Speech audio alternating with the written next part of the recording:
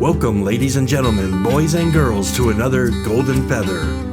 Grab a pint, grab a plate, and pick your seats. Your hosts, Vertek and Chibi, are back from their latest adventure.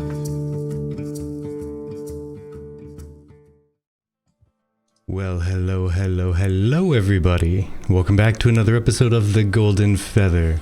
Today being the 14th of January, 2022, we are in episode 107, and we have, a new beginning, 2022, because this is our first episode back.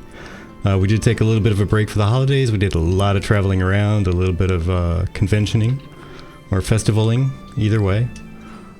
We have returned, though, so yay, ready to get the ball rolling with a whole new exciting year. Starting it off with us is our friend here, the one, the only, Extermicide. How are you, sir? Doing good, man. I'm doing good. Good start of the new year to be on your show. Well, thank you. Too kind. And as always, partner in life and podcast, we have the Chibi. Hello. I'm doing well, thank you. How about yourself? Oh, fantastic. I get to be back on here and talk to people and see our wonderful, lovely faces and names in chat. Wizzy McNasty. I know, we missed it. Hello there. I like how this is your jam, the opening song. Mr. Jalan got that made for us. He was our superhero, Got us a whole bunch of different music. Indeed. And we were actually listening to it over the holiday break for playing Emberwind and stuff.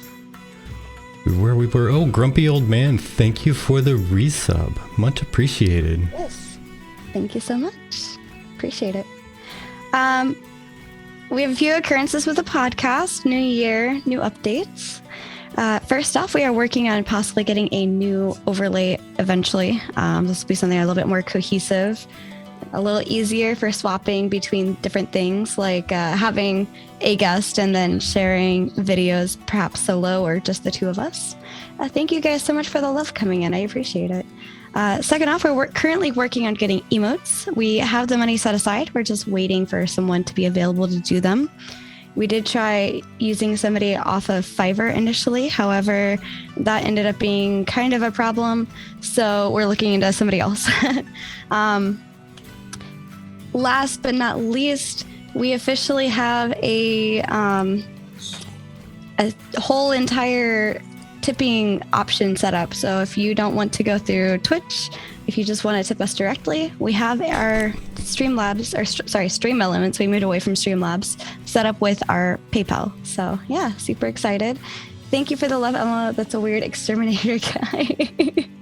I'm guessing this Dragonfly Todd is a friend of yours. It's that weird exterminator guy. He's a member of the Burning Discussion. Hello, Todd. Yep. Welcome in. We have a lot to talk about today. You did make it, Faisal. Welcome. And thank you again, guys, for the follows. Justman Ludolock. I like that. Weileray. I'm going to just do my best. I'm sorry. Lung Butter. Now that's an interesting one.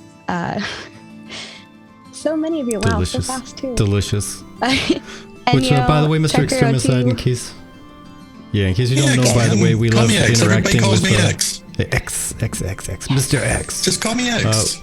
We love interacting with people in the chat. So if you see something you want to respond to, feel free to just shoot a hey, yeah, and respond away. Definitely.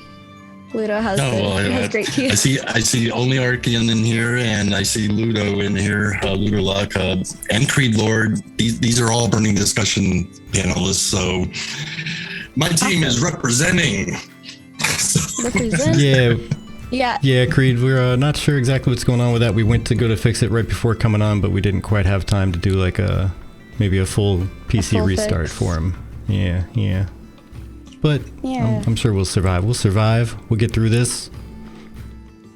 But we have a whole lot of topics to cover today because we missed because they delayed our last stream the big announcement of UE5. So we're covering that today with Extermicide X, Mr. X. We call him Exter. Hello, welcome in, Mr. Exter. Mr. Exter. Would it be a problem if I was to restart right now and come right back in? Would I have any issues with that? No. It should be all right. No, I don't think so. We just keep an eye on you popping back in. So we'll keep them company for you. Yeah, Okay. we'll keep them warmed up Let me for you. make this And we real hop quick. back in. Sounds good. Sounds good. And hey, Ash See if is at an least error. fixes it. Ash Thank is you in much here, for the 8 resub. months. And by the way, we're Thank gonna you. be chitty chatting Oh, wow, about Hype Train. Hype Train. What? Hype Train's close. First hype train ever, actually. Well, for this year at least. Nope, ever. Ever? I thought it was Ever. forever. Anyway. No, we You were had saying. one or two last year. But yeah, Nara, we're gonna be covering Oh, one okay. of your posts later on. Your little discussion Yeah, he's about gone. node citizenship. That's all you can see is my eyes. I'm just, hi, I see you. Yeah, you're gonna have to deal with. I mean, I guess now the camera's low enough. I can show off my vintage Ashes of Creation hoodie that I wear all the time. So quick, let's speak of Original- the Dirt on X. Yeah. X got banned already. X got banned I am already. He TV, did, that's he did. correct. I am just peeking, so just peek. Yeah, while we wait for Extermicide to come back, how has everybody's New Year been thus far? Has everyone been having good times? Tell us about your good days? adventures. Did you have a good holiday? Did you not do the holiday because of insert some reason to be angry about not doing the holiday? Right. Aw, he's been so excited. TV is in 2020 mode. What?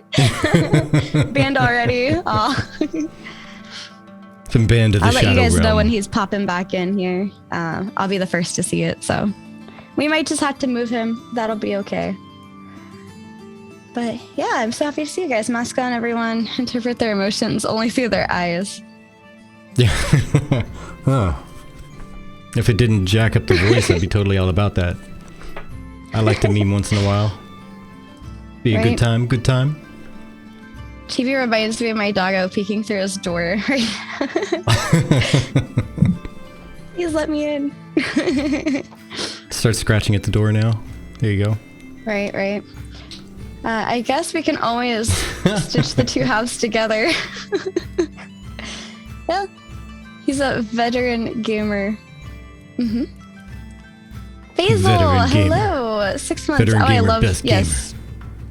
Yes, that's Ooh. perfect. Basil. Thank you, sir. Much appreciated. Appreciate it. Super duper appreciate it. We are so close to 1K, you guys.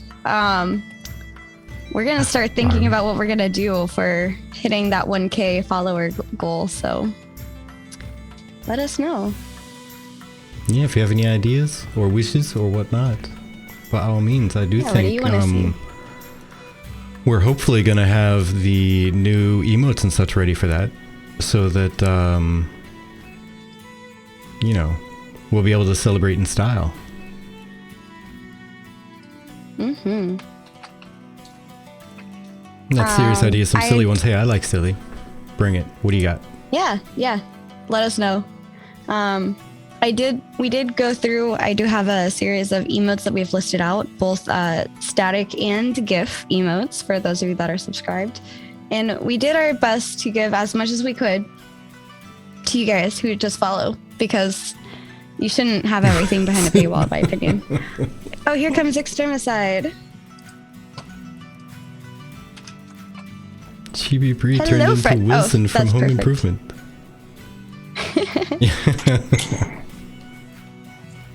Nice. Progress. Hello, Nikita. Obvious one. Hot Right. tub stream with both of you in bikinis. Oh God. Oh no. I like your whole Hot tub page stream layout. incoming. Looks good. Thank you, Creed. No. Was Creed asking about me for the hot tub? Oh my gosh. Because he's been trying to get me in a bikini for friggin' years. There we go. We got a good You know what voice we back, need to and he do? sounds like a hot tub voice. Let's do it. Yeah, there you go. And just one of those late night hot tub stream with Extermicide, where we talk Ashes of Creation. All right. There we go. All right. All right. We're 100%. I'm ready. So, now that we have everything 100%, let me reintroduce our new friend, Extermicide, aka X, aka Mr. Exter. How you doing? How you Who guys be doing? you, by the way? Introduce yourself to people who may or may not have bumped into you yet, or just don't know much about you. Give us an idea on your projects and who you are. Who I am, well, I'm kind of an ass, and everyone in the chat that knows me will pretty much agree to that. Very opinionated, you know, kind of a self-appointed freaking elitist when it comes to freaking games, which makes me kind of an ass. And as I get older with age, you know, the reflexes are a little bit slower. The eyesight is not quite as good as it once was and everything, but I can still bash the hell out of many of the youngsters, which I enjoy doing immensely. Though, so. I live up to it. I own it. But once you perfect the art, you don't need to be as sharp with it. You don't need to be as quick with your responses because you have better responses. Exactly. I am also the host of the Burning Discussion, so big fan of the upcoming Project Ashes of Creation also. So we started our own podcast. We've had many people come in and out as different people of our panel. We currently have 5 people on our panel for our shows, which is every Monday at 9 p.m. Eastern Standard. And we talk all things Ashes. We try to come up with a new topic each week. And unlike a lot of the other podcasts, we don't just talk about the news and everything. We do a lot of theory crafting. We just kind of take something from the MMO genre as a whole and say, hey, how do we want to see this specific part of it evolve into Ashes? How do we want this particular part to be? And when you have a panel of 5 guys, there's a lot of freaking opinions and different routes, you know, different ways to go and everything. So I think we voice that very good. We come up with a lot of different opinions. My other side project would be the Times 2 Review, which I do with Ark, who's also in the chat. Me and him will get together once a week and we will review a free-to-play game at random. We will play it for a few hours. We will both score it. Our scores are added together, divided by 2 since there's 2 of us playing, and we come up with a final letter grade rating the game. And we've been doing that for a better part of a year now and actually enjoying that. And Burning Discussion, we've actually been doing for a year now too. So we just had our 1-year anniversary for the Burning Discussion.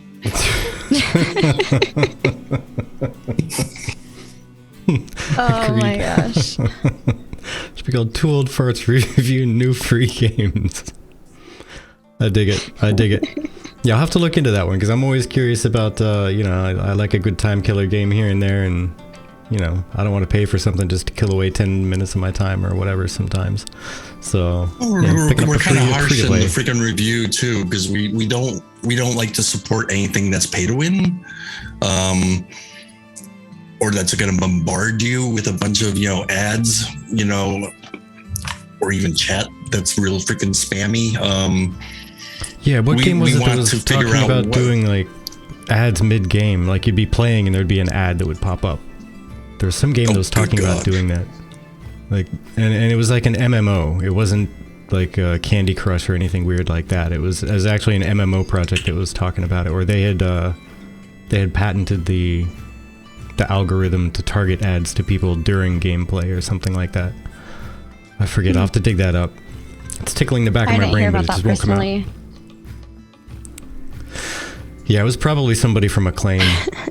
I bet. Yeah, Hello Kitty Online. That was probably exactly it. I was really debating on playing that one, and just, the ads threw me off a little bit. If there hadn't been ads, I'd have been all over it. But yeah, I'll definitely need to look into that one. I knew about the Burning Discuss because we've kind of popped in and looked at quite a few of the episodes along the way. But also, I remember you guys talking about starting up your podcast in the first place. So you guys were on my radar from the beginning because I was like, oh guys, look, there's this new podcast. Outstanding. So. I am at a freaking loss here. I actually tuned into your channel so I can actually see the chat. However, it's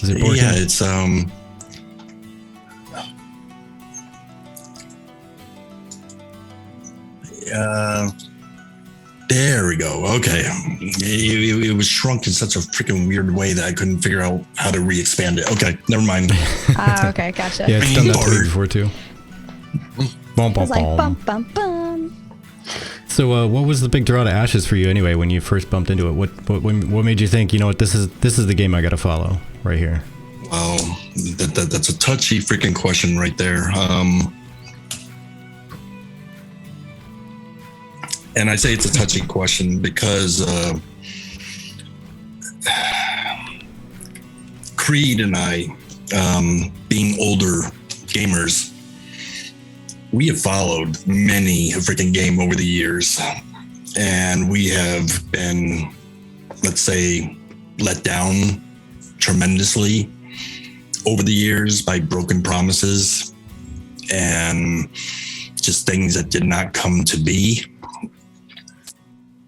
So I always told myself I would never get that excited again for another game, especially an MMORPG. It just kind of, we got to a point where it seemed like the genre was just kind of dying, and anything that came out was just kind of immediately go to free to play, or they'll try to go a pay model and then become free to play shortly after. And then you get this guy that comes out of nowhere and everything and says, you know what? I have freaking money. I'm going to create my own MMORPG. And I'm a gamer, you know, and so I've been where you guys have been. I have felt the pain that you guys have felt. I know about these broken promises and everything. Steve is either, I'm not dishing Steve at all, but I love the guy to death. But he's either the greatest used car salesman in the world, or he legitimately freaking means it. You know, everything we have been wanting to hear for years from a developer, he is saying. And to be honest, it's music to our ears. So we're at a point now, like, okay, you got this game, and it's checking all the right boxes. But at the same time, you're taking one step back and you're saying, okay, I'm going to be hopefully optimistic that all this actually comes to be. And that's where we're kind of at right now. That makes sense. I mean, I do want to say that I love how he reiterated. Oh, wait, are you talking to Vertec? Because I didn't hear you. I was for a moment, but I had it muted because I took a drink. I didn't hear you at all. Yeah. I'm so sorry. Go ahead. Oh, no worries. I didn't mean to run you over. Saying, oh, no worries. I couldn't hear him either, noise, so. But yeah, I was saying that's kind of where I'm sitting, is hopefully optimistic. Everything sounds really great that's being said, and everything that's been shown so far is kind of following everything that he said. So I have no reason to doubt, except a past history of all the other games. So exactly, I'm really optimistic because of that, but you know, cautious also because of that. Yes. Yeah. And understandably so. Yeah. I was gonna say, I really like how Steven reiterated the whole, yes, we're switching to Unreal Engine 5e. 5e. I don't know why I said 5e. D&D 5e is in my head. Unreal Engine 5. And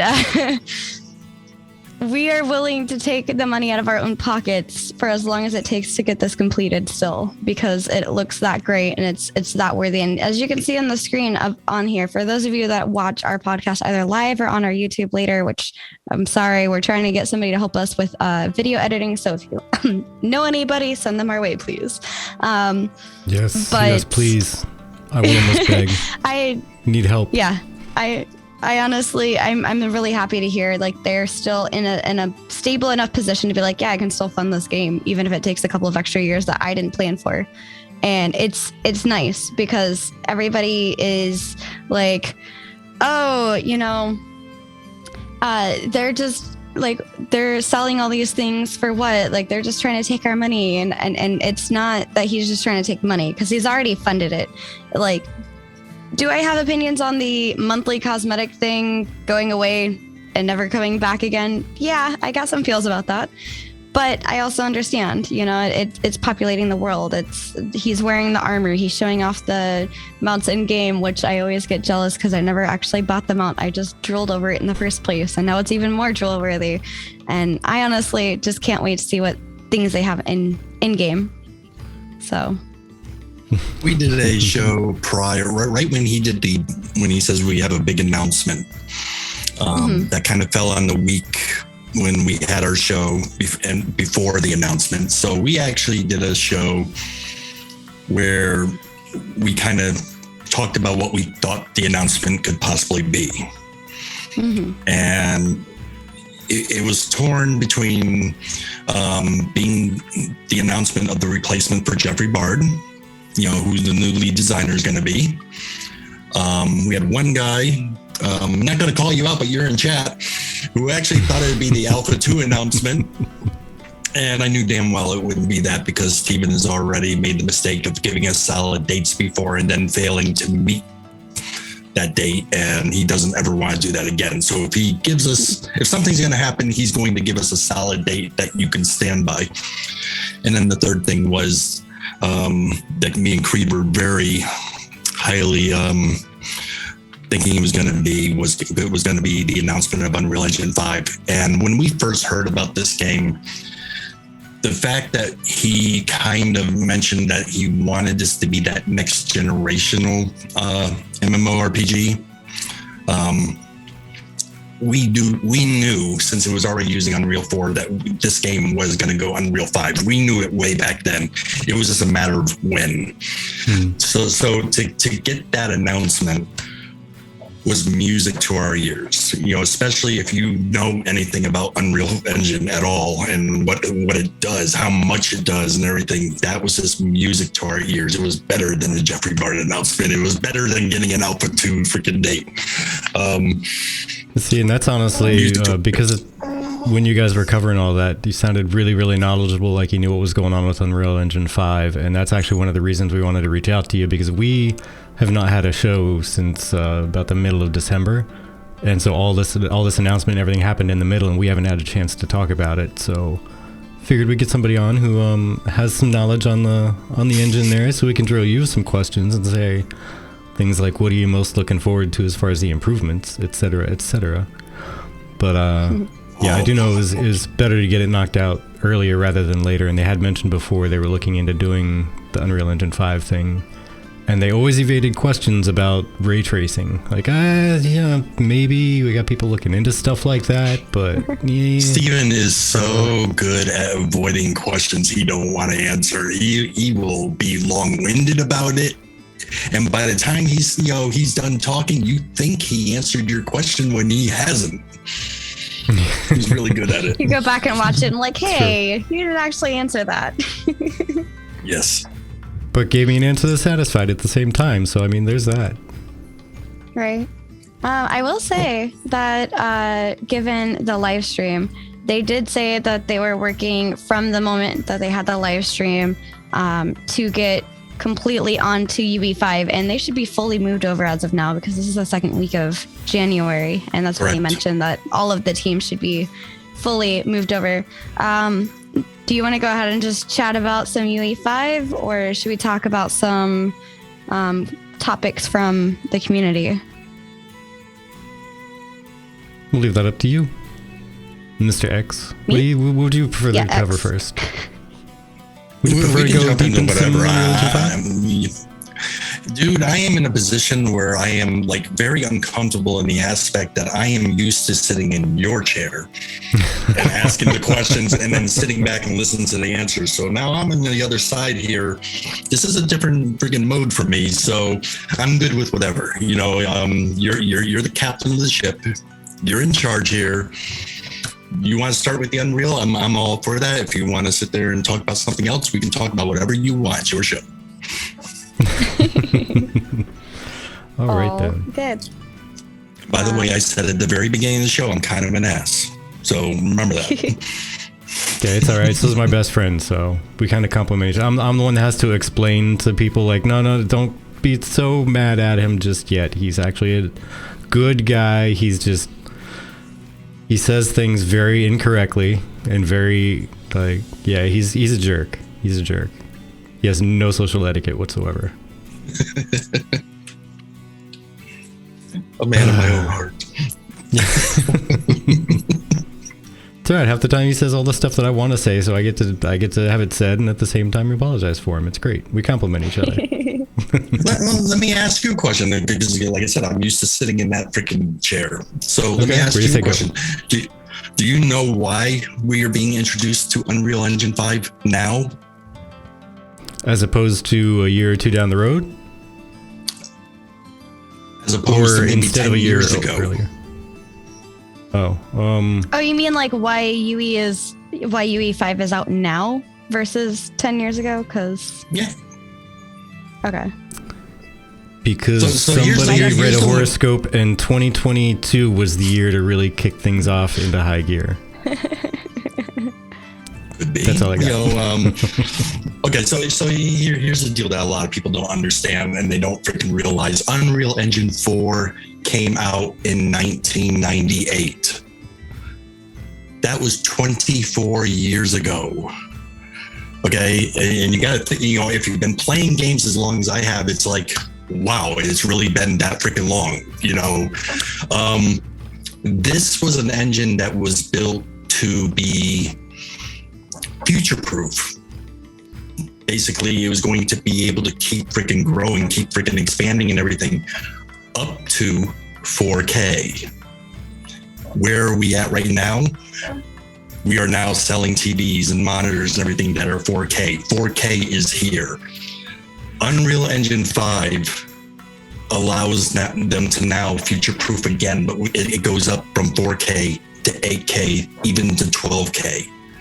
So right now, people are starting to dabble into 4K. There's a TV here and there that may be out right now that's advertising 8K, but it's nothing gamers are looking at quite yet. And 12K is a ways freaking off.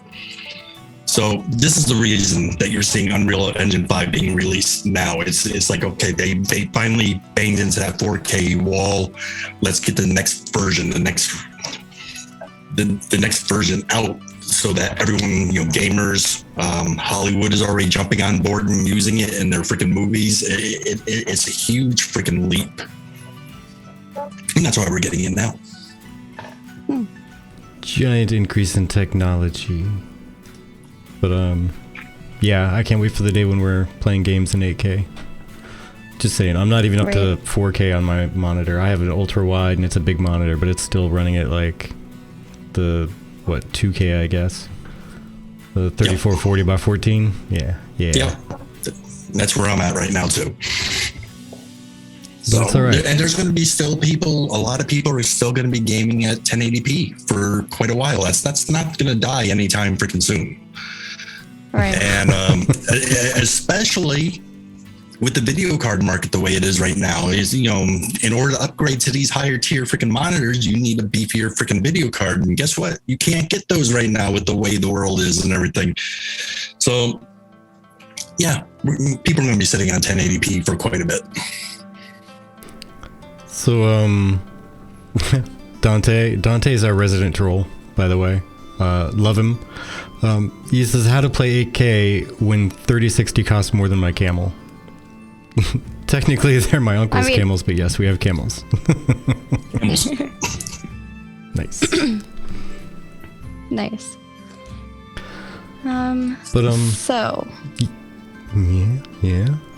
Archetype roles. Okay. So there's this post, right?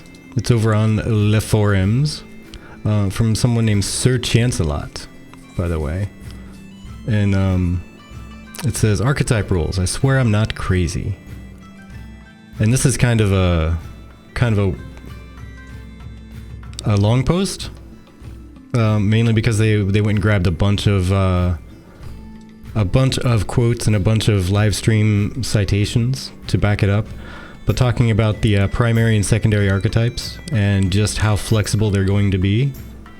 Because I think there's a lot of people that still just aren't fully on board with the mind-blowing flexibility that it's going to have, and they can't really grasp it. Not necessarily this person's saying that it's, how flexible is it, and is kind of saying, hey, it's kind of up to Intrepid on how flexible they want to make it, because, they have already come out and said, say like a bard tank will be able to tank, just not as well as a tank bard would, or a tank for that matter. But what's your take on that? Like, do you see it as being super awesome and nice that they're going to have 64, like a giant rainbow of things that can definitely be super flexible? Or do you think they're going to tighten it down a little bit more for balance reasons down towards the end of the line? Until we see it in action, we really don't know what to freaking expect. Right now, I view it personally, I might be in a minority with this. Right now, I kind of view it as, for lack of a better term, gimmicky. Until we actually see it playing out. Because it's not going to be a true emergence of a tank and a bard. It's going to be a tank, and if his secondary is a bard, the bard is going to contribute some flavoring to the tank. So an example would be the tank mage example that you've probably heard before. So a tank can sit there and maybe run into a target and bash him. If his secondary class is a mage, the mage will add a flavorable ability, a flavor to that tank's charge ability. And now the tank, instead of charging in, he will teleport in to that guy and then bash him. So it's not that it changes the class 100%, it just adds a little bit of flavoring from your second class. And when you have that many classes and everything, and you're only going to be allowed to add that flavoring to specific skills that you decide that, okay, I want it done to this skill and this skill. It depends on how many skills are going to allow you to do it to. It's really going to boil down to what kind of flavorings we're going to get from these other classes. It's regardless. They're even though that they're going to be a game that's not going to have mods in it whatsoever, so there's no DPS meters or whatever. The community, there's diehard freaking gamers, the elitists, who will sit there and they'll monitor all the damage that they're doing in chat, in their chat log or whatever. They'll see, okay, this ability did this much damage and everything. Then they'll sit there with a calculator and calculate that shit all day. After that first month that Ashes comes out, there's going to be a meta. You know, there's going to be that freaking build that does the most freaking damage. Someone's going to figure out the meta, even though there is no DPS meters to easily give you that information. That people will still figure it out. And what becomes the meta will also depend on that flavoring and everything. You mentioned the whole part too. You know, do I think that there should be, or is it going to cause a certain amount of freaking balancing? And I'm honestly going to say, God, I hope not. No, and just hear me out here. I am of the firm belief that there should be classes that should be able to dominate other classes. And it's kind of like a wheel. This class can dominate this class. This one can dominate this class, and around the wheel we go. And then this class can dominate the one that was originally doing the dominating. If you try to balance everybody and get them all on the same page and everything, then having a class with a subclass really doesn't mean a whole lot. You just have a different ability that's going to give the same amount of freaking damage. Okay, but I have two counterpoints to what you're saying. One for the meta and one for the balancing.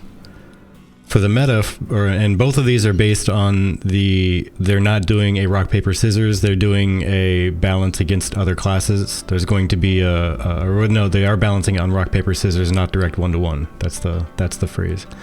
So it's not like everybody's going to be the same power and be able to take everybody down. There is going to be one class that is stronger than others, and specifically designed to be stronger to beat another one, right? So if that's the case, then there's this big spiral of 8 classes with variants to them that are going to rise up and down in power or utility or what have you.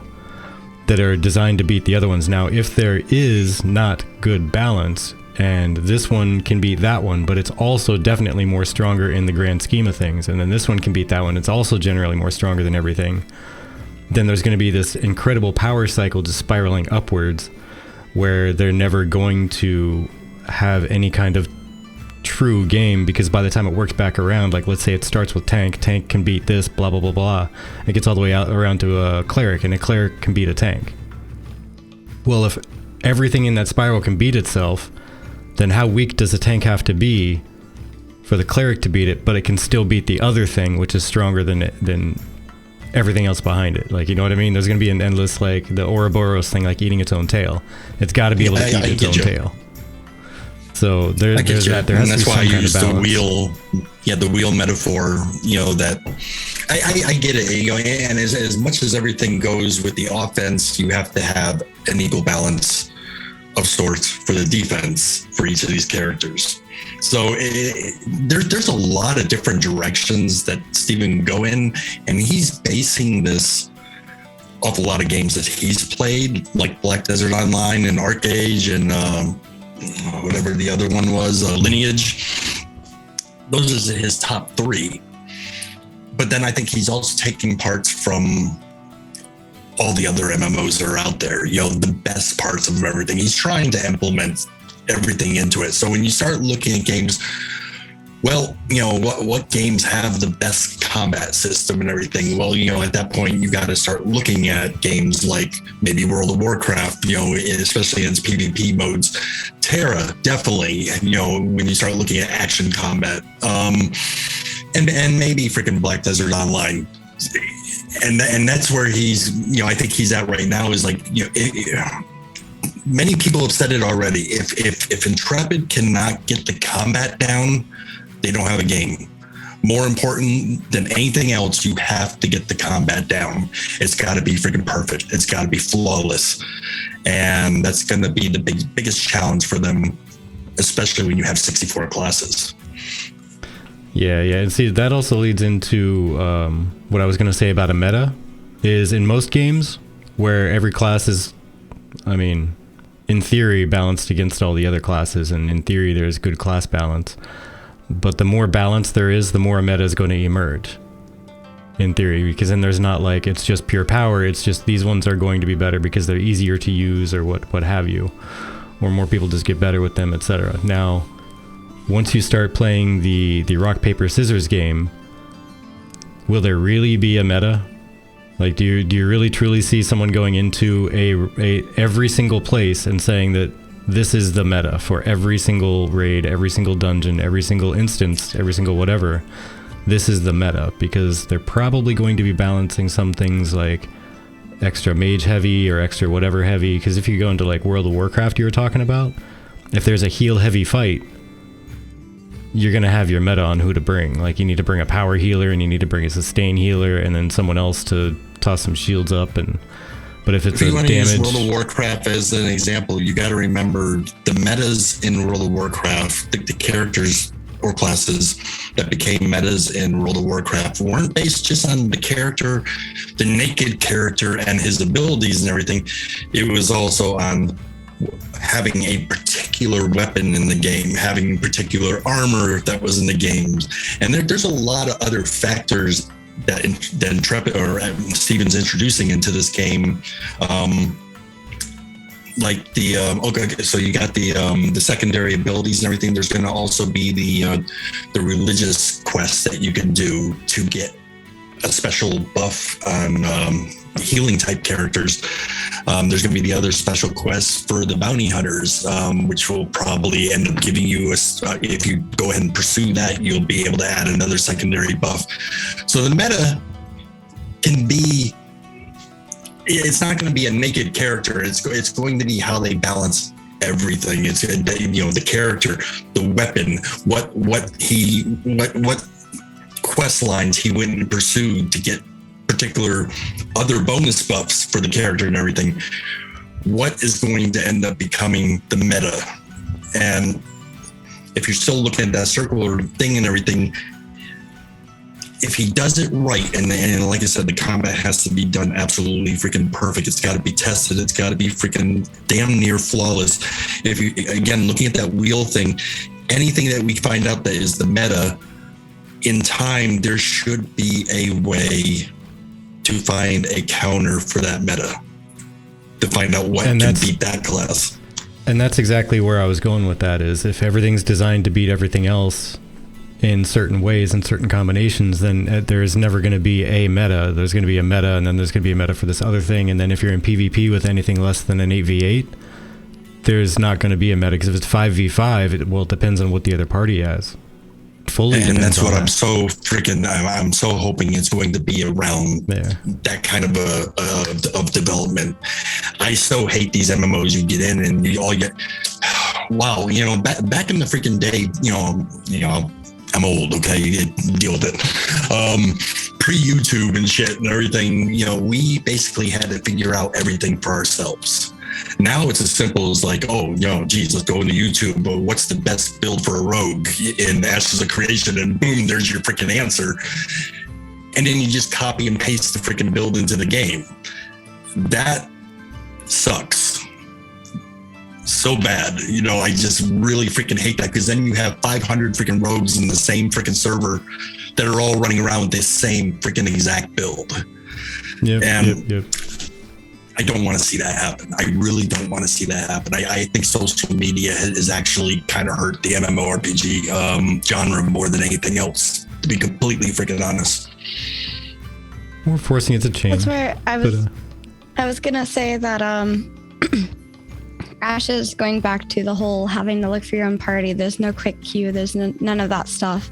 And to touch on some topics that went by that I didn't jump in on initially, was the primary meta build, whatever. I don't really think that there's going to be something like that. To touch base on what I said in the chat with chatting with the viewers,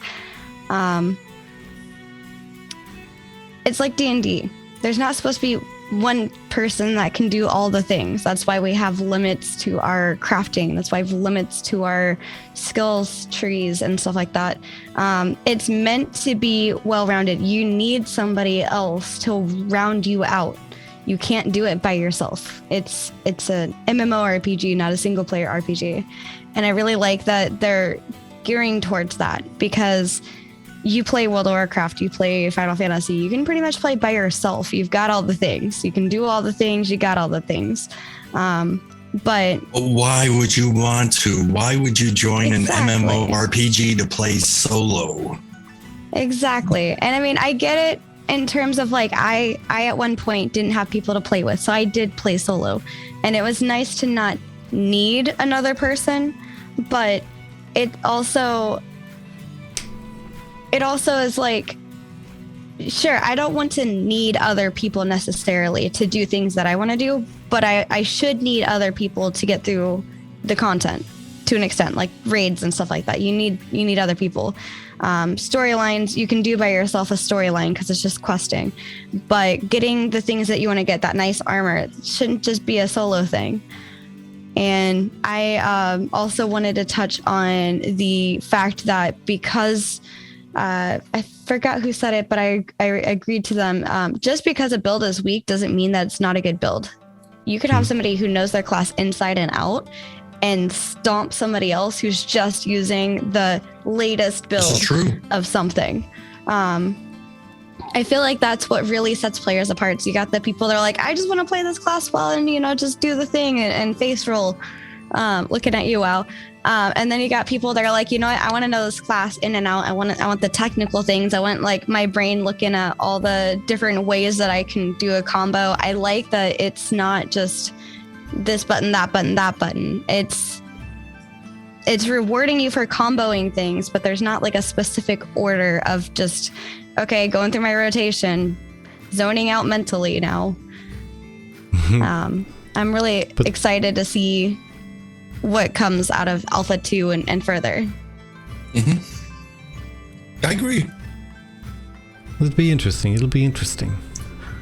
And just out of curiosity, what MMO have you guys spent the most time in? to date World of Warcraft, but then the second one would be Final Fantasy 14 for me. It was World of Warcraft for me also. Yeah, I would just say because World of Warcraft, of the games that have lasted and stood the test of time before starting to crumble into some form of obscurity or just lazy devs, yeah, it's just been World of Warcraft for me as well. But close behind that, in its short time, I played it continuously, and it was WildStar. Like from the day it was born to the day it died, I played it. Okay. I was nuts into that game, my lord. But it made me sad when they started to go the way of the free to play model, because it just, you could see it falling apart at that moment. As we often do see. Yeah. I think I put down MMOs for like tabletop RPGs. Like I went back to Pathfinder and D&D. Yeah, the reason I wanted to know what MMO you guys actually spent the most time in, so that way when I kind of want to compare something, I know what game you've actually played, and it makes it easier for me to do a comparison. And being that while I put the most hours into, okay, that works. So yeah, it's I mean, honestly, if you want to just compare to any game, I mean, the only ones I really haven't played are, unfortunately, like all of them that they're basing their design decisions on and naming publicly, like the Arcade and ESO and Lineage. Like I haven't played those, but pretty much everything else. Like EverQuest 1 I played a little bit of, I think up to like level something not big, but it just didn't impress me, so I didn't continue on with it. I was big in Ultima Online at that time. But you are playing a new game, right? There's not new to us, not new. It's Guild Wars 2, I think. Guild Wars 2, yeah. Just because they had since some nifty WoW sales. started to fall, there's a lot of people that are migrating over to Guild Wars 2 right now. It's kind of seeing a second birth right now. Pretty much. Yeah, I'd say I'm enjoying it. I'm enjoying it. You can definitely tell there's a little bit of pay to win in there, because you can literally just buy gold from the devs. So, I mean, that's always a sign that the economy is just jacked. But aside from that, it's actually pretty good. It's got a good storyline and everything. Feels good, plays well. I like the classes I've toyed with so far. Mm-hmm. But yeah. Oh yeah, there's an expansion coming. Yeah, there is a new one coming in February. Mm-hmm. But Ludo I also wanted that you know, he's on the burning discussion panel, but asked the same question. He's put the most time in the Guild Wars 2. That's his game of choice. Nice. All right. So I know who to go to when I need to be pulled through a raid, because I'm a little baby and haven't done any of the raids, or I think I've done like one exploration dungeon or something, and that's about it. The end. That's the guy to hit up. It. I went in the ghost place when I got a level 80, and that was it. But yeah. Also, the last thing I wanted to touch on with the character stuff and the balance and everything was just Dante is. I love him in chat. He says, well, the meta is clearly scissors. Worst comes to worst, you can slap someone with a paper, punch someone with a rock, but you can poke someone's eyes out with scissors, and that definitely hurts the most. And then Ashes of Nera comes back with an actual detailed information about augments and archetypes being able to move the gap between their counterpart, and counters to tank and mage, and Dante just follows it up with, I love how Nera and I are so good at showing the duality of this community. Yes. Yeah, and pretty that's what much. I love. Because Nera comes back with some really detailed, awesome responses, but it takes him a little while to type it out. And I Dante agree. provides some amazing memes. So Rocks are definitely scary, you know. Could crush somebody with one of those. By the way, X, are you good to keep going past 8? We're already like at 7 to 8. I just want to make sure we're not like keeping you from any after plans. Yeah, time has flown by. My appointment book here. Yeah, we're good. We're good. Okay.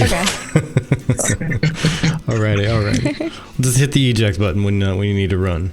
We might be here till Yep. like 1 o'clock in the morning. No, we won't. We won't at all. No, be here that late. no, no. No. Sleep must I come at some have point. a dog to feed and sleep. Yes, and DM tomorrow. Sleep. All right wow. then. So but yeah, to move on to other topics, did you see anything specific that you wanted to bring up there, Miss Chibi? Chibi? The Chibri? Yeah, I actually wanted to talk about I don't know. My big stuff is like all about the news that got covered. We could just go over it briefly, but just like discuss more in depth about it. So some of the biggest things that my big takeaways from the last live stream were that the design development is affected by initially a little bit of a pushback because they have to take the time to move over to UE5, but apparently on UE4 there are these things called levels, and only one person could be in the level at a time, meaning that if you had two artists trying to work on the same level, like they had to wait for one person to log out first, then the other person could join in. So now with the Unreal Engine 5, they can actually, as many people as they need to, log in and do what they need to do and work simultaneously. And think about this for a minute, especially with the world we live in right now, especially with this new strain that's going around. They just got back into the office. If things get so bad where they have to start working from home again, they can all log in to the same freaking network and still continue to do the work from home.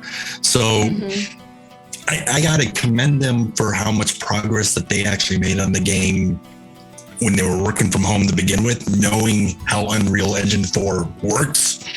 You know, that only one person can be logged in at a time and you can only do so much. They got a lot accomplished. They introduced to us a lot of freaking new stuff over that time.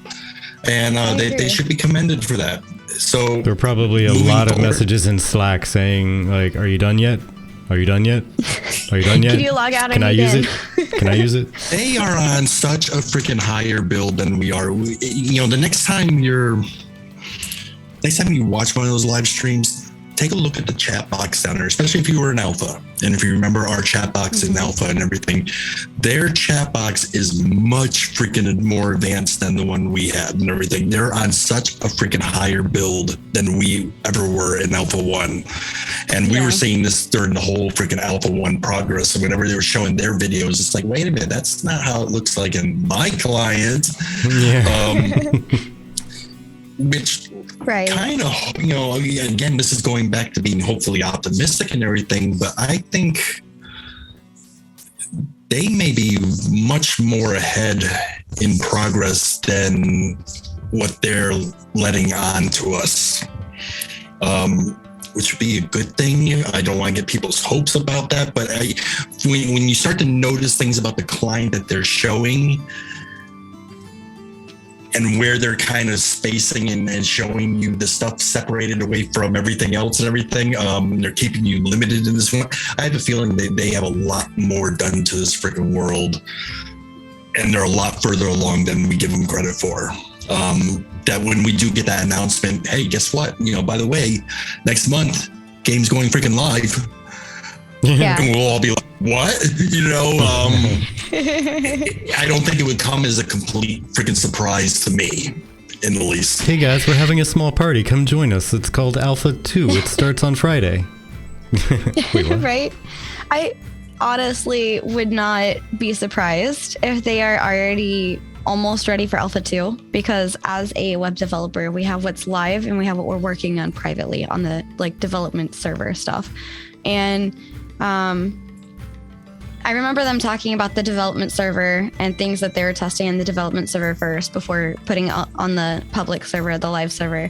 And I'm super excited, honestly. I can't wait. I honestly, let's see, Alpha 1 went live in July. I honestly don't think we're going to see Alpha 2 until July of this year. Fair. And I mean, especially with the UE5, getting everything on there and then getting their internal bugs that they know of immediately ironed out. Now, the one question that he answered out that I absolutely freaking loved was someone asked him during that live stream, when we go back in, when we join Alpha 2, is it going to be on the Unreal Engine 4 version of the game that we were playing in Alpha 1, or is it going to be an Unreal Engine 5? And he says it will be on the Unreal Engine 5 version. Nice. This is still Alpha, so from what we saw in Alpha 1, going to Alpha 2 is going to look drastically freaking different. And we haven't even gotten into the betas yet. You know, it's just going to be a freaking drastic overhaul, a drastic upgrade and everything. Yeah, so I mean, they're doing it. They're doing it proper. Like an actual alpha, doing actual alpha testing should be a giant difference from one to the next, because they're making core development progress at the beginning of. I can see it being this year. Yeah, I can see it being this year too. Instead of Dante thinks that you're being a little optimistic, and says it's at least a good year away from Alpha 2. Hopefully optimistic. Yeah, hopefully optimistic. Right. But yeah, they're making core gameplay and game development advances. Sorry, I just wanted to finish that, cap off that sentence. Well, if not Alpha 2, at the bare minimum, we're going to start seeing the spot testing, and we're going to get back into the game this year, I think. I think they should probably be bringing back more. I don't know. I expect probably some more alpha tests just to see if it's like working well on UE5 before Alpha 2, the Alpha 1 test, spot testing. But the things that I want to say, and also I have a poll going up. That's why I was trying to jump in on this really quickly. Do you notice the new locomotion? Do you like it? Is it better? Is it okay? Or is it like, nah, like... when he's turning and the character has like that slight tilt, that's the locomotion that I'm talking about. And I just want to know what you guys think, because we're a podcast about the community and the community's thoughts and feelings. So I want to see what you guys have feel about that. To say, yeah. And he did confirm that through the Q&A, UE5 should not affect any of the spells functionally, like their functionality or functionally affect them, but rather the lumen adding aspects of more light reflection off of them and things like that. So I thought that was really cool. They did say you shouldn't need to worry about, I don't know where I put it. There it is. You shouldn't need to worry about the minimum requirements for playing the game. But if you do, there's the link to go find it. They will update it there if they find new requirements for it. But long run, I'm really happy to hear that UE5 would save them time, because long story short, if you have a computer right now that can run most games on Unreal Engine 4, you should be fine on 5. There really isn't a drastic, even though it looks so much freaking like you look at it and you're like, holy crap, I'm going to need a whole new system to run this and everything, is so freaking optimized that that's not the case at all. You know, if your system is running Unreal 4 games right now, you will probably be just fine running Unreal 5. Mm-hmm. Just saying, I'm a big fan of the snowstorm and just flying snowflakes going around everywhere in the video. Yeah, this is the weather system that they were talking about. Yeah. Pretty excited. We do have new cosmetics. The last month's cosmetics are already out of the store. We have new ones called Through the Lens. And apparently the red outfit that was Santa-ish was supposed to be, I believe, blue, but it got past Maggie and it was left red. So. Whoopsie. Vertec, by the way, I'd love to see here that podcast where he was talking about Bard tank off tanking. If you find it, please link. Yeah, I'll dig it up. If you don't mind, shoot me a reminder ping on Discord just so I remember to circle back on that. Yeah. Dante says, will we get Alpha 2 this year? Maybe. Will we get Alpha 2 with 8 archetypes, 64 classes, and a core system like Combat, Artisan, and node systems implemented? I highly doubt it. They may give us Alpha 1.5 with 5 to 6 archetypes and the combat systems for spot testing, but not Alpha 2, how it was originally supposed to be, I think. Alpha 2 has to have the entire line of classes in order to properly test it. after Alpha 2, we go into beta, and that's where we. That needs to be hammered down by then. Everything else has to be already freaking checked, and that includes. So that's the other thing. From Alpha 1 to Alpha 2, we're gonna see so much more freaking added into the game that we haven't seen before. We're gonna see a working crafting system. We're hopefully gonna see the combat system actually working the way it's meant to. We're gonna see probably the other races that we haven't seen yet. Maybe not all the classes in the freaking in the game, but at least have a visual of the different races, and which would definitely be a good thing, because people were not happy with the way the dwarves looked when they were introduced, and they had to rework the freaking dwarves, and now apparently they look more like dwarves. So I'm looking forward to that, and we probably will see the new character customization come into play, which I'm really looking forward to that, especially when they get we're going to have the downloadable standalone version that allows us to sit there and actually play and create our freaking characters, and then on release day, go ahead and import our characters into the game. So looking forward to that. Mm-hmm. Hey, we have Mirror in the chat. What do you think about node citizenship superseding everything, including guild and family? You want to chat about that, Techie? Techie. Yeah, that's actually something that I've found massively entertaining in my own mind. Being that if you're just like it's been opened up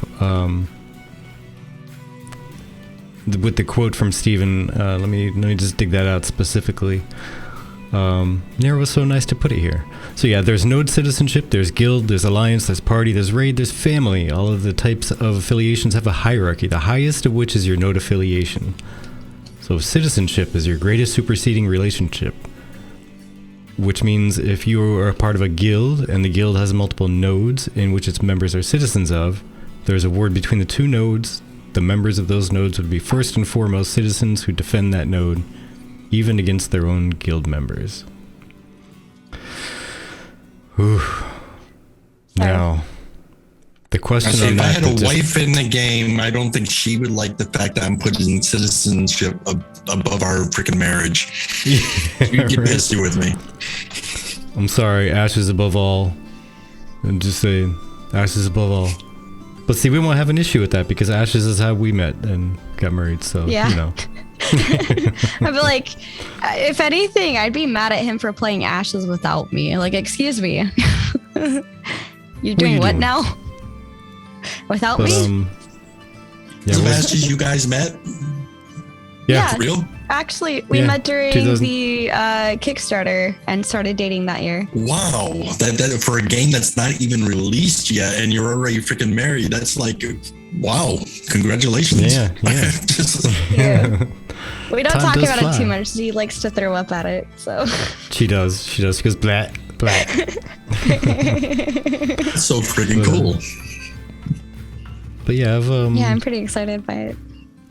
Yeah, it was pretty neat. It was pretty neat. It was something that just happened too. So, but yeah, the node thing, superseding guild stuff. It's been something that entertains my mind, thinking of how many guilds are going to get broken. Just important people in the guild are just going to be dropping out because of, I couldn't help it. My node went up against your node. Well, you didn't have to try to tear us down. I did. My node was attacking your node. I had to fight against you. Did you really? Did you really have to just beat me down that many times? You could have went, no, I couldn't have. My node needs to win. And then the guild just starts losing people. Aw. It's going to be entertaining. Yeah, that's one of the things I'm interested in seeing, like, guild versus citizenship. Interesting. I don't think guilds are going to, at least in the start of the game, are going to work the way that we are accustomed to. We see a lot of these, you get an MMORPG, it's getting ready to freaking release. You see a lot of freaking people start forming their guild offline and everything. Mm-hmm. On day one of Ashes, though, you get to spawn in anywhere you want in the world. Okay, so for shits and giggles, okay, if you're planning on being a shipbuilder and everything, you might spawn into that node that's over there by the ocean. If you're going to be a dwarf miner or whatever, you might decide to go ahead and spawn on that node that's up there that has a lot of mountains nearby and everything. And Stephen has made this very clear. The world is freaking vast. Travel time is going to freaking matter in this game. So it's not going to be as simple as like, hey, we're being attacked over here. Everybody come to our aid. And we, in other MMOs, we had our fast travel or our flying mounts or whatever, and everybody just rushed over there to freaking help. Now you can take days to freaking travel over to that freaking area and everything. And I think what you're going to find happen is that when people start spawning in all these different locations, those are the people that are going to have more in freaking common with you. And I think you're going to see a lot of people leaving guilds and then joining this guild that's forming over here at this node. There's going to be a lot of shuffling going on, I think, that first week. Yeah. I can see that. I think a lot of people who are putting a lot of effort and work into building guilds now, with the exception, I'll give one guild probably the exception. There's a guild called Black Sails. They're going to be a pirate freaking guild. That's their motivation. So everyone who's joining that guild is probably going to join, near the water, and they're probably going to have the one place that they log into.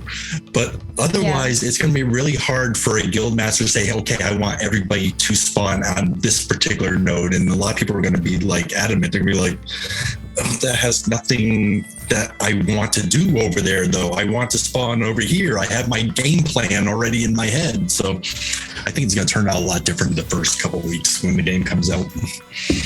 Yeah. Indeed. I think you might be onto something there, because I know that no matter what, one of my characters is, and probably going to be my main, is going to be starting specifically in the Vec area, because he's going to be Vec and he's going to be a tank. The end. Vertec is definitely looking forward to playing Vec.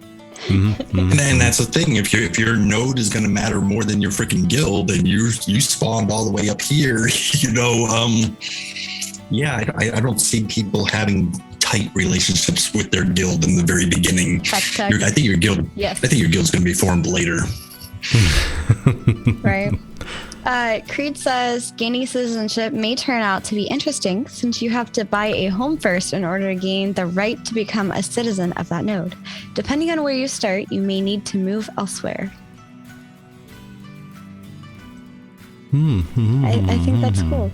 Yeah, guild-wise. Move elsewhere guild-wise, Yeah, I always forget. I always get that mixed up. Yeah. Oh, I was just going to say, I always get it mixed up on whether you had to gain citizenship first or buy the house first. I always get that mixed up. Every single time it's mentioned, I'm like, wait, which one is it? I think it's... I remember during Alpha 1 having to buy a house first. I remember in Alpha 1 being too poor to be able to buy a house. Yeah, that was what I was going to run next. Like, I couldn't even... Yeah, there are no homes available. Is this a thing? If there are no homes available, is this a thing? I think there will be homes, because even an apartment is a house. So... Yeah, if there are no homes available... The other thing I was going to say was the mention of guild versus citizenship. Guilds being more of a friendship group, and citizenships being more of a faction. I kind of see that, except for the fact that the guilds own the castle, and you need to be wherever your guild is, who is possibly vying for a castle or perhaps owns the castle, to defend it. So for that reason, I don't really see it being just a friend group, because there's a whole entire castle you have to defend if you can get it. That gives you a lot of perks. So that'll be an interesting thing. Yeah, there's going to be a lot of interplay between the different... because there's also not even taking into account, we don't know nothing about the fact of the religious aspect of the game, like the religions and how they're going to interplay with everything. They could be like a whole separate, like, extra guild. There's so much freaking Steven could do with all this. I'm so freaking excited to uncover it all as we move forward. And he honestly has the liberty to freaking go in so many different routes with this too. He's leaked, several pieces of the lore to us, so we know that we used to live on Vera. We escaped after a great catastrophe. We've come back after time from a place that didn't have much magic, and all of a sudden we're here in the world that has freaking magic and everything.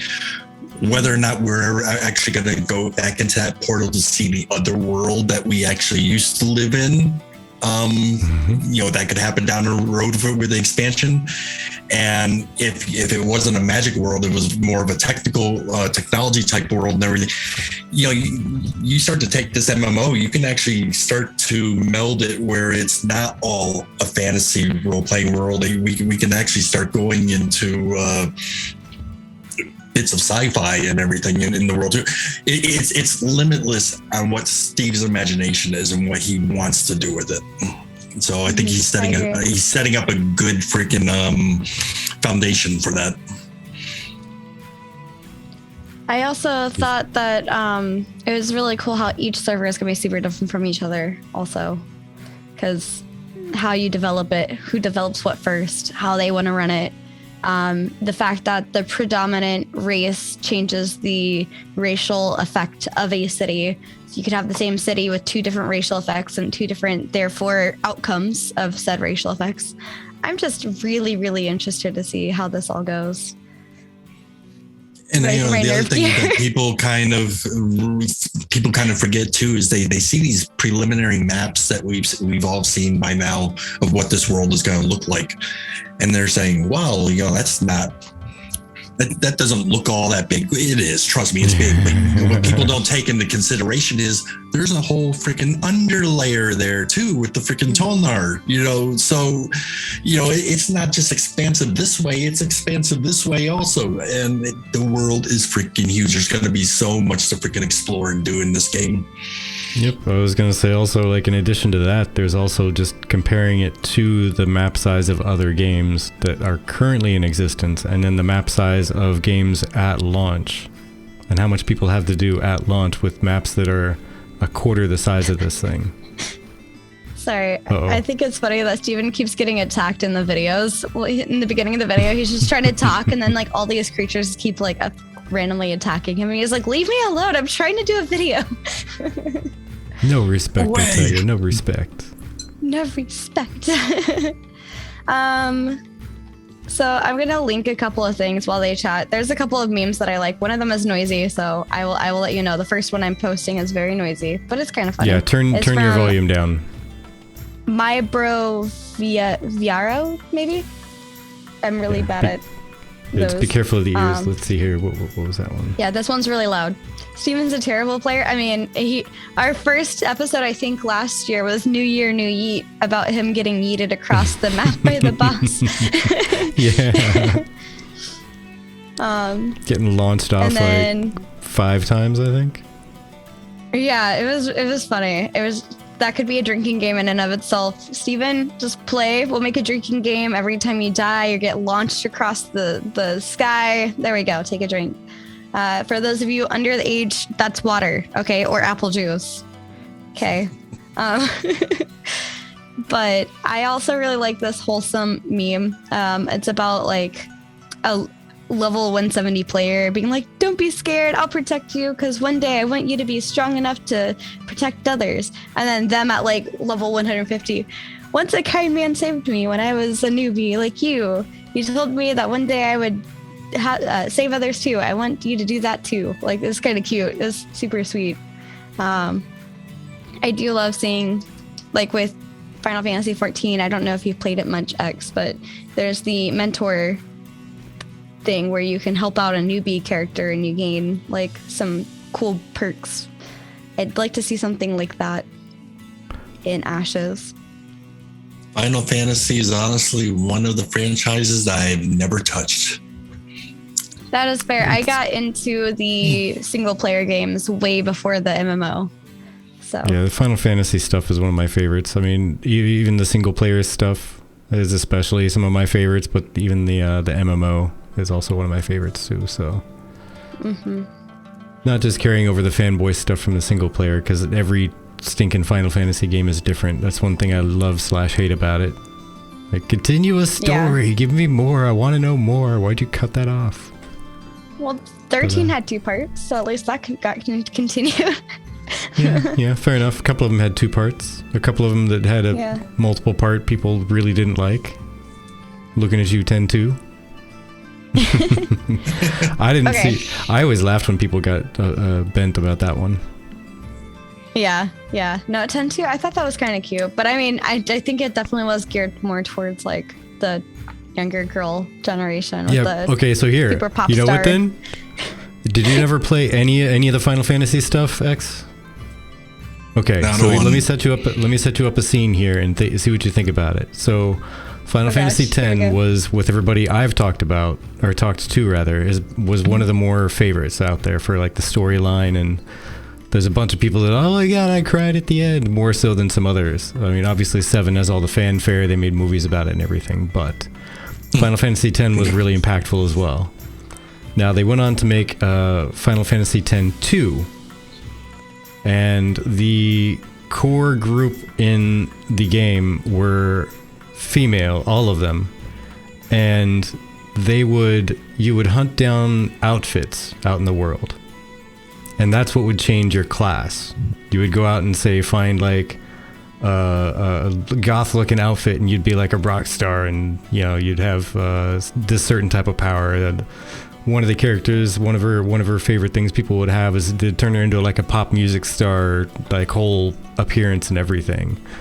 Your class was determined by the outfit you find. Does this mean you could carry more than one outfit in your inventory and just switch anytime you wanted? Okay. Yeah, pretty much. Not mid-combat. Now, what would you think about a system like that, where you change your clothes and that changes how powerful you are and the type of things you can do? I don't think I'd be a big fan of that. Okay, so what do you think about set bonuses on armor in World of Warcraft? I do like that, but that's what I'm used to. I mean, that's... So you go hunting around the world. Bonuses. You go hunting around the world looking for outfits to put on that give you different powers, is what you're saying.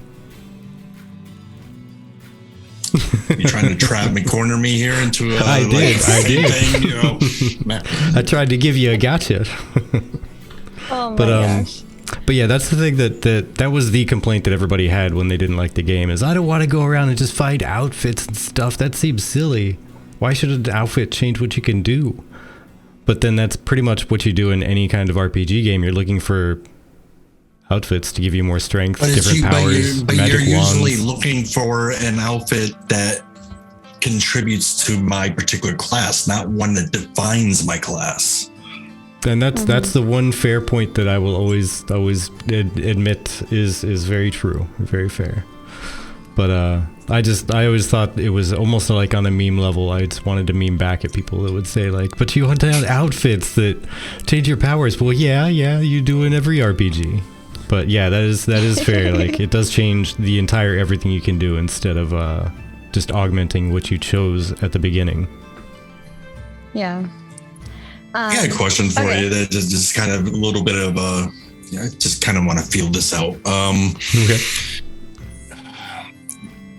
I went back and revisited WoW. I started WoW in the very beginning.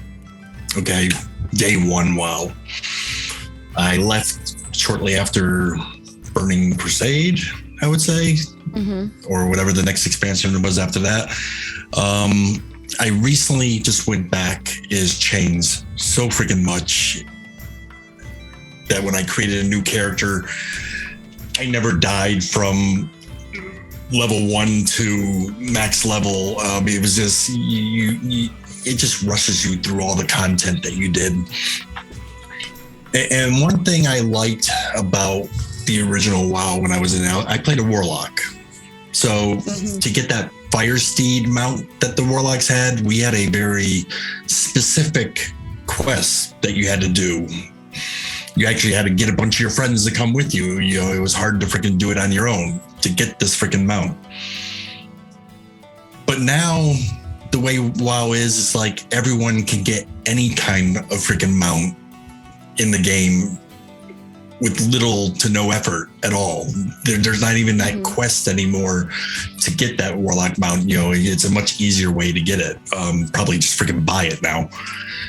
So my question is, how do you feel about when something is put into a game and you have to work for it and it has some kind of freaking importance, but later on they take that importance away and make it so all the freaking new people playing don't have to go through the pain, the suffering, you know, the time to collect items, to form a freaking party. They don't have to go through everything that you went through to achieve the same thing that took you a lot of work.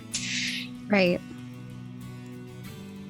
Honestly, I think that it's handicapping in a way, because you have the people that are going through this hard work and it's rewarding, but then you have the people that are coming in and they're like, oh, I just get it, cool, whatevs, and it's like not that big of a deal to them. So like you have the OG who, you know, worked really hard for said title or said mount or whatever, and like all of their effort is just meaningless to the new players. Like, what do you mean you worked so hard to get that? That was like easy. Also, I feel like that's robbing new players of gameplay. If you take that and you have this really cool thing where you feel proud of yourself because you took that time and you dedicated all of your work and effort into getting that thing, the people that come after, they're probably gonna want to experience that same type of gameplay. Like, why make it easier for them just because they're newer? Like, yeah, you've got all these levels, but I want to, like, there is so many times throughout the expansion where I was like, I just want to experience this world the way it was in this expansion. Like when Cataclysm happened and it just tore the world asunder. Making a new character after Cataclysm didn't bother you because there was not that, there was no storyline of Orgrimmar being devastated like that.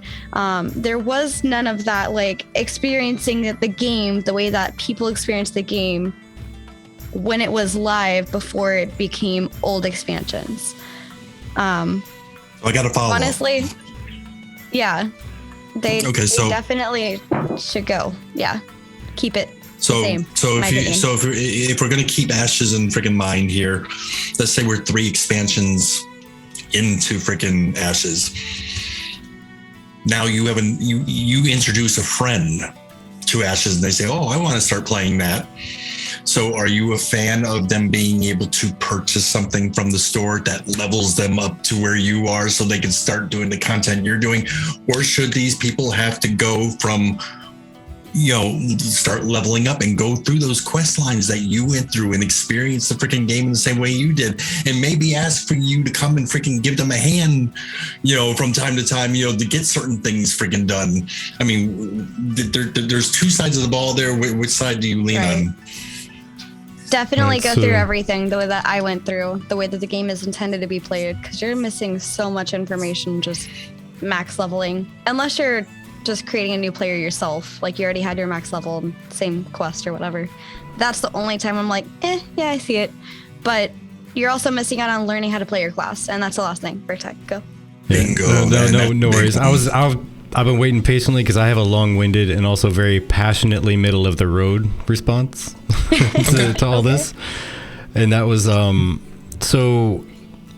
I am a completionist. I am a collector. I need to find the things. I need to do this stuff. And I like for it to be acknowledged that I did the stuff and found the things. Now, if they end up making it so anybody can find this stuff and do the things, it makes me a little bit angsty. Unless they do a new something for those people. Like, let's say, for instance, the steed you're talking about with the Warlock, right? Before they started making stuff like that super easy, what if everybody who got it before that date got an alternative color of the same thing? And nobody could ever get that color again at all. Like, you got that one because that was the super rare one. Or if they changed the color for the new people. Like, once they changed the system on how to get something, it was totally different looking. hey, how'd you get that horse? You can't get this anymore. I got this back when I had to earn this thing. And that I'm okay with. Like, make it easier for the new people coming in, because once you get 10 years into a game, do you really want to spend 10 years to catch up with your friend? Or do you just want to get what you're saying? So it's like, create quicker on-ramps for new people, but make it clear to everyone, the people who did it when it was difficult, or when it took longer, or when whatever. Again, like, guess what I was really freaking leaning towards, though, is I don't want to see Ashes start offering in their cash shop, hey, buy this to boost your level up. I hate it when I see crap like that, when, you know, the person, she hit it, ran the nail on the head. You know, they should level up their character and learn how to play their class. You know, if I just bump you up to the highest level and then boom, I help get you equipped with some decent armor, and then we have a 30-man raid going, it's like, yeah, invite my friend over here, you know, and this person doesn't know how to play their freaking class, they're not going to be very helpful to this freaking raid. Yeah. You know, when they're dying all the time. Yeah, see, I don't know. I've always thought that one of the simpler solutions would end up being something along the lines of, just as time goes on, the main story quests give you more experience. But when you first start, like when you first start in a brand new expansion, you need more than just the main story quest to level up from, let's say, level 50 to level 60, just to branch that expansion. You need more than just the main story quest, but you're also weak enough that you need to do some side quests to get extra money to buy stuff, or you need more extra gear from the side quests or what have you. But if over time you just boost up the experience that main story quests give you, by the time you have your 6th expansion, or even 3rd expansion for that matter, you need to do almost no side questing to get up to the current expansion. Almost no side. But then once you hit the current expansion, it's going to be a dramatic shift. Excuse me. That was fun. But yeah, you have a dramatic shift in gameplay where you're suddenly going to have to start doing some side quests, because you're going to hit a wall and you're going to get your face kicked in as soon as you hit the current content. And now you know you need to slow down and start doing stuff. But you were on the fast track by getting up to the current expansion by just kind of lackadaisically, I'm just doing main story quest. I don't even need to do stuff because they give me a badass sword and a cool ass helmet, and I can keep on going. And that's all you need. And that's exactly what I experienced when I just went right back to WoW. Like I said, I leveled from 1 to 60, wherever the top level was, without dying once. But as soon as I got to that top level, the first freaking boss, the first fight I got into, I freaking died. Yeah. I'm like, wow. Yeah, give me up to the beginning of the new expansion fairly quickly, and I'm happy. But yeah, definitely keep current stuff hard, keep current stuff difficult, go through the epic quest to get the current stuff. But if you go to make it easier for newbies coming in, sure, I'm okay with that. Just give them a different color or a different whatever when they do the same thing. Right. Make mine stand out. Honestly, I would say, like, make it easier, sure, but don't make it like too much easier where it like minimalizes or diminishes the point of like the gameplay. Like, I mean, if we compare it to real life, sure, you can get help from people that have gone through like the life stuff that you are going through, so that they can kind of guide you and be like, oh, okay, yeah, I know what it was like when I was trying to learn how to like budget and like whatever when I was first being an adult. Here's some things that can help you and like make your life easier. Sure, make life easier, but please don't be like, and then this is where you pay and this is the thing, and don't worry, I'll pay the rent for you, I'll hold your hand the whole time. Like, I don't want it to be too hand-holdy for the people coming in. I want there to be a good mixture of, here's the stuff that you need, here's the tips and the tools that you could use to make your life easier, because yes, I get that this is past content, and yes, I get that you don't want to spend a year catching up to level 60, which honestly, I do recall, because I think it was Burning Crusades or Cataclysm where the whole point I got into World of Warcraft is because my dad played it, and that was the way I spent time with my dad. And so I was here every other weekend at his house trying to level my character. It took me forever, but it was fun. When I finally got to level 80, I was so happy, because like level 60, 70, and 80, when those came out, it felt rewarding because I was like, I did a thing. I finally got to max level, and now I can play like the big things with my dad. That means in WoW, I probably ganked and killed your dad several times. I was ganked and killed many times too.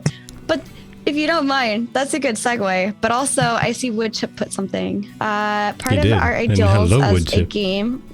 Hello. We're not. Wait. Stop moving. Part of our ideals as a game, we're not going to give boost away. We're not going to auto level up a character. You have to spend time acclimating yourself to the game, to what the world that you're a part of is. And that is an investment, a time investment. And that plays towards our ideals of risk versus reward. And I've always said our game's not going to be for everybody, and that's okay. Stephen Sharif. And yeah, well said indeed. But on the topic of ganking, I have a question for you, X. And in fact, I have a whole poll for all of our listeners. So this was posted by Nikras about 3 days ago. It says, what is your preference? Trigger warning, this is yet another post about PvP and cosmetics. We all know that we have a ton of people on both sides of the arguments, but I got curious. What's the general preference of the Reddit crowd? I'm adjusting this to our crowd. So 1, I like PvP. I care about how my character looks.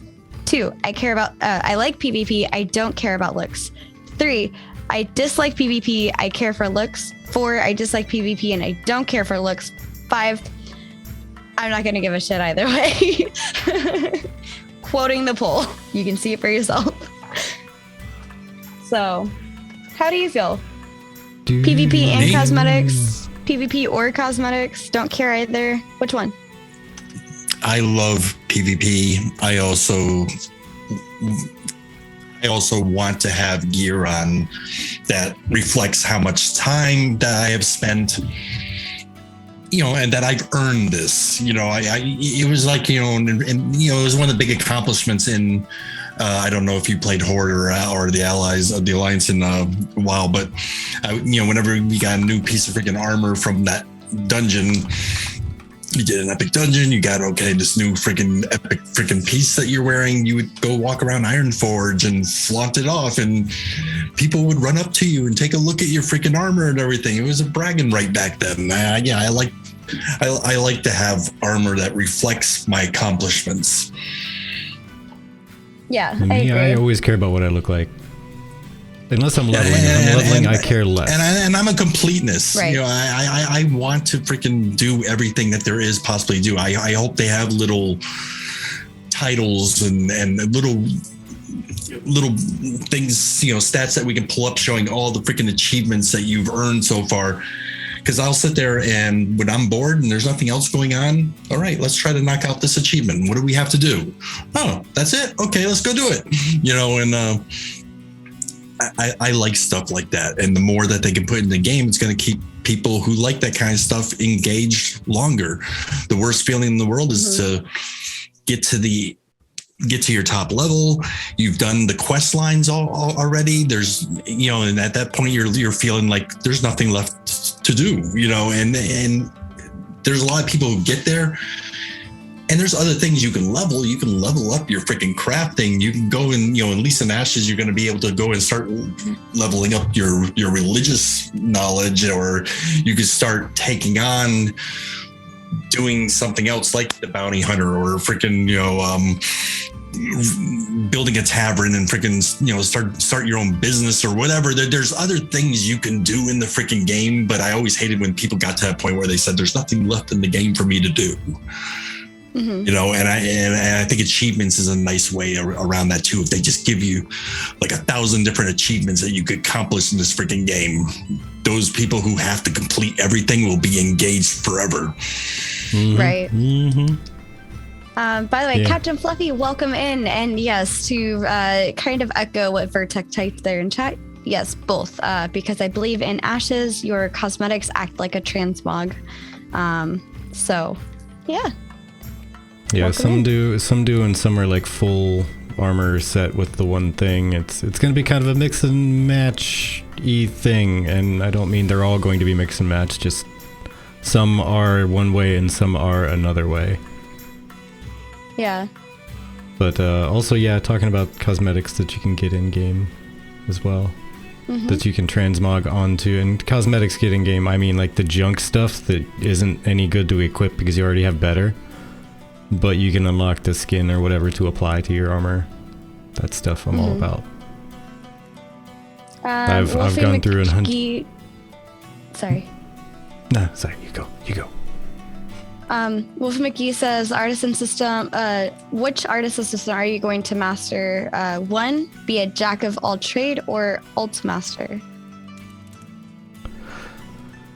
Oh, yeah, the artisan system, you can only really master the one, go full tilt. Me personally, I'm not Or be a jack huge. of all trades, yeah.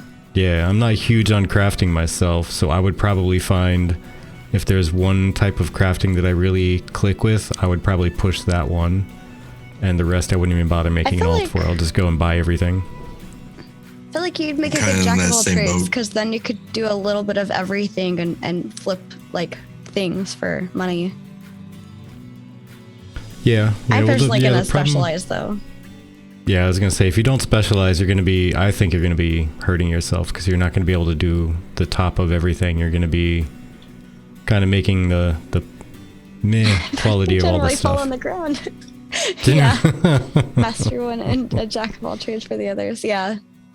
I'll probably go gathering and processing. Yeah, I'm probably gonna do gathering and then alchemy, because I like to make potions because I'm a healer and I need my mana. So best way to make sure I keep in mind how complicated and intricate they're planning on making the crafting system in this game. So even as a master of something, you're still going to have to rely on other people. Oh yeah, definitely. For example, if you're a shipbuilder, you're still going to have to rely on that tailor to create the masts of your ship. Unless, of course, you are the guild crafter and you are paid to only do crafting stuff all the time, and you have multiple characters that are super awesome at crafting. You have one of everything specialized. Then you just depend on yourself, and I guess you're depending on the guild. Do you think there's going to be a lot of that happening in this game? Actually, it's going to be a lot of time investment. Some guilds are probably going to be banking on that. Like giving somebody like... Yeah, I mean, I wouldn't be surprised. There's some guild leaders out there, I would not put it past them to actually literally pay for somebody's sub, plus maybe some time, and then give them all the materials needed to just craft all the time. And then once they get all their crafting up to top notch, then they'll carry them through raids after they make gear for them. And my fear would be that they leave your guild and go join another one. You just lost your holy freaking crafter. Oh, that would be terrible. Yeah. Well, that's why you take care of them good. What was this? Kiss their butts. So, yes to PvP and cosmetics. And then Asha says, I think it was Steven that tweeted the other day that you can master more than one thing in the same branch of artisan, but that it would be very difficult. Maker use of the life subs, right? That correct brain part. Also Throther says, when they do achievements, I hope they do them well by making them character and or account wide based off of like achievement gate. Collect 500k gold, make that account wide. Equip all epics, make that per character, something like that. Yeah, mix it up a bit. Like have visited X amount of places. So X, are you an achievement hunter? Because it sounds like you kind of maybe are.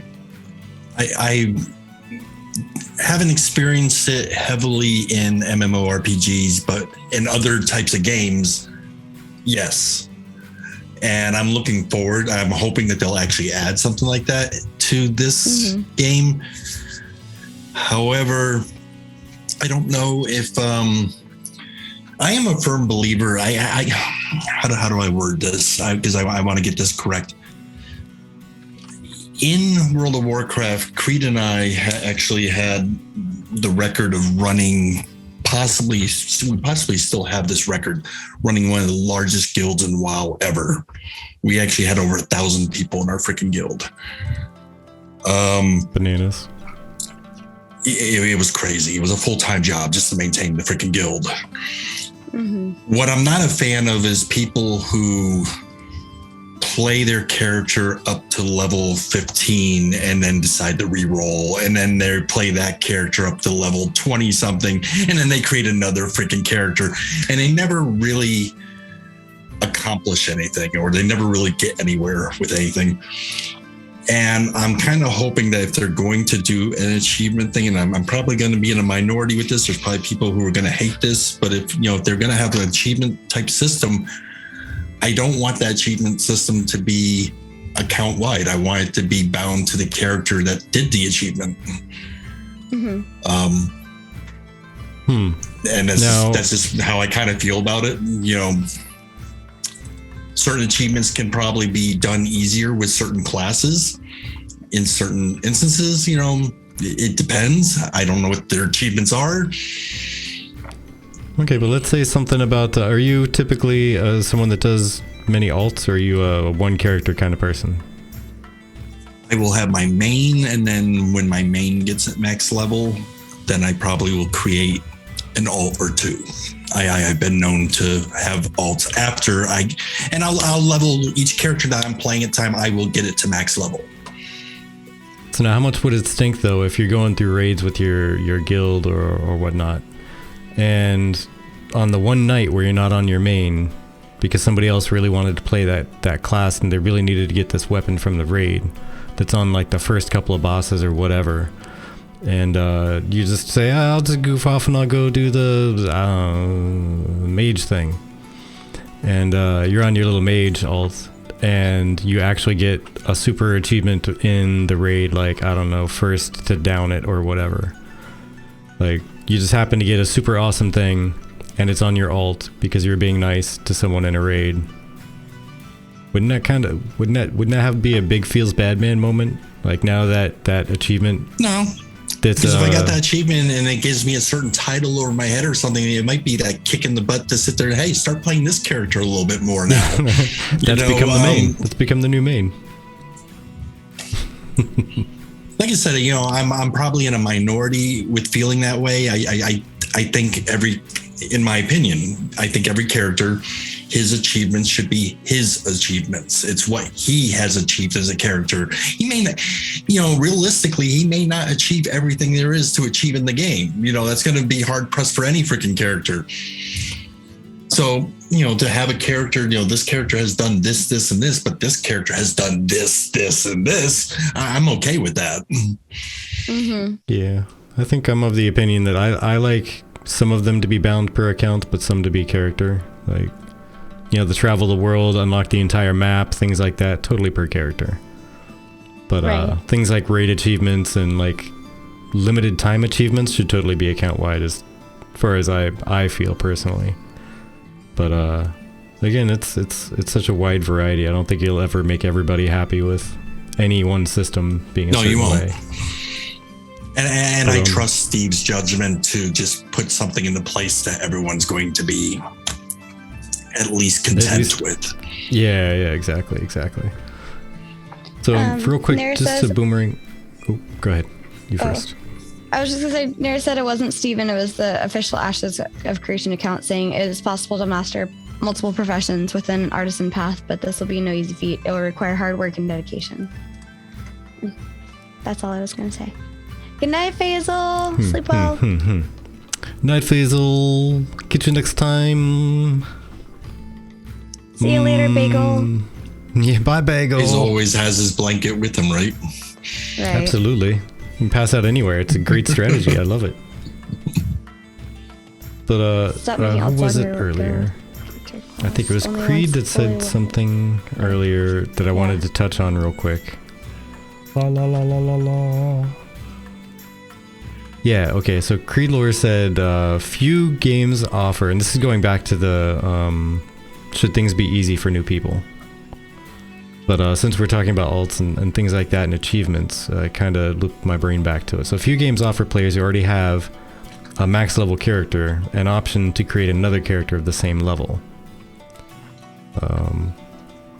And I don't think that should be a thing myself, but what I do like is a system in Final Fantasy XIV where every character you have at a higher level, it increases the leveling speed of the lower level character, if that makes sense. Like if you have, and the way they do it is weird too, because you can have one character, but they can be every class, and you level up the classes independently. But there's something like, 12 different classes or something. So if you have 11 of them at max level, and then you start leveling the 12th, it's going to be a super fast leveling, because it's giving you a multiplier for every single character at max level.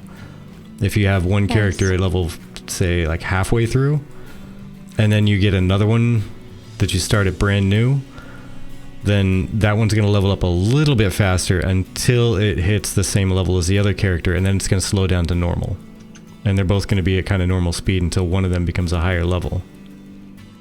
So yeah, it rewards dedicated players and loyal people and those that really are altaholics and want to make one of everything, or even one of multiple things. And I think that's dandy, because I don't want to spend 60, 70, 80, 112 hours per character every single time. I'm like, hey, you know what? I have my tank, I got my cleric, I have my bard. Come on, are you going to be streaming? Are you going to be streaming every single minute you're in the game? Are you going to be streaming live? Oh, absolutely. Well, maybe not every single second, but, a lot of it. There's going to be some times where it's going to be incredibly boring because I'm going to be gathering. Because anyone who's streaming and spending that much time in the freaking game is going to end up having ults at some point. It's going to happen. Yeah. And I was also just responding to, I think, Creed. Yeah. That I like that there's the ability to make ults, and normally I would wait for one to be fully leveled before making another ult. But then there's times where, let's say Vertek and I are leveling together and I don't want to progress without him, but he's busy, or vice versa. I'll probably make an ult to play with, so that I can still have fun and play the game. But then I can also see if there's anything interesting with this character, primary class, secondary archetype thing that I didn't think of because I haven't tried it. It's just more like a curiosity driving me at that point. Like, how does this feel? How does that feel? But also from a standpoint of being able to be the healer, knowing what other people can do is kind of cool. And that's a real good point right there too, because like I'll be streaming, so my character is going to be higher than, Creed's got his full-time job that he does. When he comes home and he finally gets into the game to play, I will probably have an alt that I only play on that particular alt whenever he logs in, and that way we go and we play together. And when he logs out for the night, I log out on that freaking character. I go back to my other freaking character, and I will probably do that a lot. Yeah, Tank, mage, jeweler, armorsmith. I like it. Yeah, it's gonna be my artificer. Where should I do mage tank? I don't know. Which one's closer, do you think? I think tank mage. The way I built it anyway. The way most people do it would probably just do be tank mage because Techie is pretty tanky. He has a really high AC, so. Mm-hmm. Are you normally a tank? Yes. He is, yeah. Tank is my go-to. Healer's my number 2, He's and tank and DPS is heals all pretty the same. much always. What did you think of the tank in Alpha 1? Well, it depends on what part of Alpha 1, because it started off strong and then they didn't update, and then I hated life for the rest of Alpha 1. But I didn't change from tank. Until I figured out how to give you mana, because until I could figure out how to get myself high enough to give you mana, you were like mana. So let me guess, you were a healer? Yeah. Yeah, she was a player. So she was you were feeding definitely overpowered. I always play. Yeah, exactly. Yeah, she was basically the tank the entire time. I was pretending I was tanking. With her whip. I was just running through smashing things. Yeah, it was fun though. Do you guys like to be able I'm to having hide withdrawals on of it already. I'm missing Alpha already. Yeah, me too. Yes, Vale Mist Warden. Oh my goodness. That's what I was saying. I won't be streaming every minute because sometimes I just want to be on a character and go do some crafty stuff for some searching for this and that, and I don't. I'm a weird person. I'm introverted extrovert. I mean, I DJ and I can be up in front of like thousands of people playing music, and I'm okay with it. But when it comes to interacting with people and thinking of conversations, I'm not a conversationalist. I just do it for this show. Outside of this show, I'm not crazy talkative at all. Yeah. Well, then we need to hook up and everything. That way, if we're playing together, we can talk to one another, and we can freaking team up and go and do our shit. But we can stream live at the same time. But we'll have a conversation freaking going the whole time, And that's why I tell a lot of people who sit there and they say, well, I have an audience of freaking 0 to 3, and I don't feel comfortable enough to freaking streaming because I don't know what to say. Then play the game with someone else and have a conversation with them. As long as you're being yourself, they're going to watch. Oh yeah. We definitely plan on doing a whole lot of co-streaming with a bunch of people. Like, hey, you stream, we stream. Yeah. Let's jump on there and stream together and do stuff, and people can see multiple angles of multiple things going on. We definitely tried doing that during Alpha 1 for the people that we could find that was on while we were on with the let's hop into the game together. But then, of course, there was like the whole, it's down for maintenance, like, or we shut it down early kind of thing. Like, because our podcast is on Fridays, so it kind of doesn't really help much in that case. But I can't believe it is already almost 9. Holy cow, we've let almost 2 hours go. This is one of our longest episodes. One of our longest. Yep. I think we've only had one go over 2 hours. Yeah. I think we had like a lot of big news to talk about. Like outside of like not saying, UE5 isn't big news, but we had a lot of big news at that point, if I recall correctly. Like it was one of the bigger announcements or multiple announcement days. Yeah, I mean, we also didn't get to some of the other stuff. So we covered maybe half the stuff we had prepped. Yeah. See, I told you, man. We throw a lot of stuff in the notes, but we don't always cover it all. Yeah, it's usually didn't even like touch we're lucky base to on a get whole through lot half of it. Unreal either. Yeah, exactly. Yeah, fair enough. So, oh my lordy. Well, we're just gonna have to continue this conversation another time. I'm okay with that. I will return whenever you guys want me, and like I said before, I want to get you guys to come and hang with us on Burning Discussion one night also. So definitely. Oh, what? I didn't know she was leaving Intrepid. I didn't even hear that. I didn't hear that at all. Toast is leaving Intrepid. Oh, yay!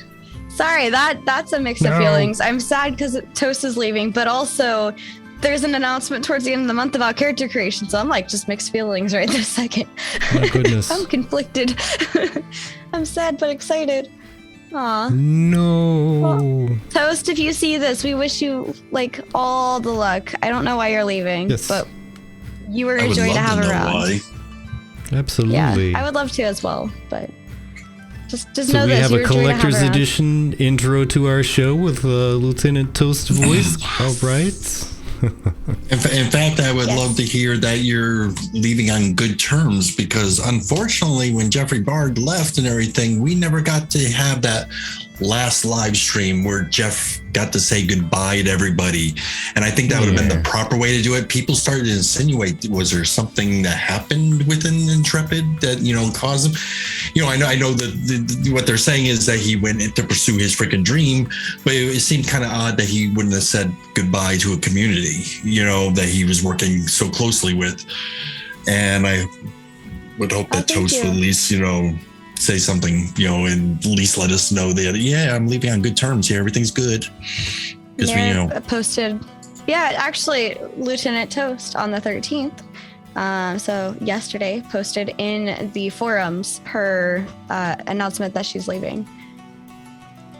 Oh man. Yeah. I missed that. There you go. So. Game is delayed now for another 2 years. Yeah. Oh man. But I always like to say this to all of our guests. It was a pleasure having you on. And if there's ever anything that comes up discussion wise, topic wise, that you're like, get me in. I want to talk about that with you guys. Like, please let us know. You're in right away. We got you. So, well, it's you can nice do what I do with Friday. Roar each week. Basically, each week when I get ready to do a burning discussion show, I shoot him a little message saying, "Topic this week is this. Do you want it or not?" You know. And so there you go. You shoot me a little freaking whisper saying, "Topic this week is whatever," and yeah, I'll let you know if I like to participate. You know, if I have something to contribute. Obviously, you can tell that I don't mind listening to my own voice. So, I mean, I'm very opinionated, like I said at the very beginning. So, but it was a pleasure. It was a pleasure. This was fun. It's weird for me to be on the, like I said, the other side and not being on the other side of the desk. Yeah. But you know, I'm okay with it. It was good. Yeah, good. Definitely. I agree. It was nice to finally have you on though too. So. Thank you. Same. Yeah, we got 2 hours in, so I mean, we had to have been enjoying it because I know we've ended some. Whenever it's a good conversation, time flies. Yeah. Not saying those were bad guests, but we had time limits and stuff like that, and or ran out of literally topics to discuss. So yeah, today was good. Do you guys like the longer streams? Oh, don't ask them that. You know they're gonna say yes. Let us know. Oh god, yeah, that's fair. That's a loaded question. I think Z told us we had to have like a 4-hour stream someday. Oh yeah. Well, that'll happen when Ashes is playable again, probably. Yes. Half the they stream give us is a going lot to be more information to cover. 10 hours would be perfect. Never. 45 hours? I tell you what, oh my god, I'm never gonna be able to sleep. As soon as we make a livable wage off of this, on this alone, totally. Well, I'll give you an 8-hour stream every day. Every single day. But just as an idea for how long you have to go on that, Twitch paid us out like $100 last month. Oh yeah, so we're really close to making this our full-time job. You couldn't get through it. You could not get through it. No. All right. So we like to raid people because we're all about the community. Who should we raid? Who we got on? Is Sim still on? Sim's still on. Okay. So there's one option. Whoops. One option. Who else we got? Is burning discussion on? Yeah. Okay. Is burning discussion on? I don't think so. I don't know about that guy and his friends. Oh, my friends are freaking asses more than me. I don't know about that guy's friends. Yes, Creed's still there. Let's see. Yeah, sorry. We have the ads on it. I didn't get to the snooze fast enough, even though we were wrapping up. So I was like, no, okay. Spoopy Kit is on if you want booba. No thanks. He calls me friend, but nice. Let's see, y'all. One final time, check out the guest. Yes, so please check out, for those of you that are not already totally part of Burning Discussion or Extermicides like groupies, check out Burning Discussion if you haven't already. We got to watch it grow from being a baby coming soon brand new stream podcast to you guys doing pretty well now. So I'm pretty excited to see that. Watch you guys grow. Thank you. Love it. And of course, go hang out with Extermicide when he does his own stuff too. Like, follow him, give him some follows. Spread the love. It's humorous at times. We got, like I said, too many different opinions that freaking circle around. And all right, I'm tapping out. I'm done with humor. I can't do humor. If it wasn't funny at all, I would totally be in. But you put humor in there, and I'm done. I can't do it. Oh my gosh. Humor is overrated. Who are we rating so I can get that going? All right, folks, we got a tech deck playing some Final Fantasy 14, or we got some Sim playing some ESO. And I don't think we have any other friends that are online doing anything really. At least not Ash's friends anyway. Nope. What are you folks thinking? Are you thinking more Final Fantasy 14? Are you thinking more ESO? Who would you like to visit next? Boom, boom, boom, boom, boom, boom. First boom. one I see is the one I'm putting in. Yeah, first one in. Ready, set, go. Trigger finger. Uh-huh. Uh-huh. Uh-huh. Who would be? Who would be? Well, looks like Michaela said FF. Final Fantasy. So Final Fantasy. This is Oh, I got 2 for you, so though. Oh, yeah, it's like feel Okay. like UNT also. Yeah, could do that. I mean, that was technically the first one. It wasn't one of the options, but we could do it. Yeah, I mean, honestly, we've stopped by. Okay, so in the interest of spreading love, I mean, we've rated Sim a ton. We've rated Tech Deck at least 3 times now. Felt like we only did once so far. Okay, we'll do Felip then. He's got 1 viewer. He's doing some fun stuff. Let's give him some love. Let's share the Ashes community, just welcomingness. And Yeah, who looks knows? like Maybe we continuing can the Mass convince Effect. him. Yep, he's playing Mass Effect Legendary Edition. So Ooh. let's Much see. better than let's my see No what edition. What we get? Your what? No edition. I don't have a Mass Effect 3. Yippity-poo-doo. All right, well But Extremicide, thank you so much for being here. We really enjoyed your company. We appreciate all of you guys joining us for our live stream and our podcast. We wouldn't be here without you. Seriously, it's okay. You can stream to like 0 to 1 people, but it's more fun with friends, and you guys make it more fun. So we super Definitely. appreciate you. it's true. You could definitely It's be weird. anywhere else on the website, or off the website, online, going to a party. Who knows? Party You could have of been one. making your own Rave party. podcast. Exactly. But you're you not. chose to be here. Yeah, you chose to be So, here thank with you. us, so we value that. Thank you so much. Appreciate you guys. And we'll see you again next week on Friday.